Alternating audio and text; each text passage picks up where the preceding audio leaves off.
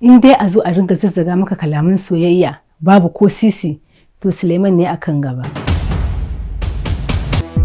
Ni fa ko silifa na ban ga zan iya bayarwa a aurawa ɗaya daga cikinsu ba. Rannan sai da ka ganni sannan ka zo, haka zalika yau na zo sannan ka zo. Me ya damuwa ta da kai ne? Kai saurara, wa yake ta taka? Aini in raina kasuwa ko sautu ba na mata.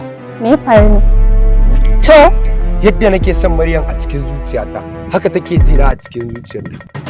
Kuma ka sani cewa Maryam na san tana so na fiye da yadda rai yake son rayuwa. Shi yasa ni ma na tafi akan ta. Kuma tana so na, tana ƙaunata, tana ririta ni, tana shagwaba ni. ubanta ne kai ko kuma mijinta ne aurenta kake yi? Kunga, dan Allah ku yi haƙuri, nan fa ƙofar gidansu ne.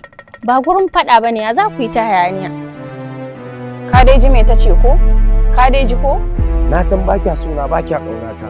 Da a ce raina a hannun keke, da tuni na daɗe da mutuwa.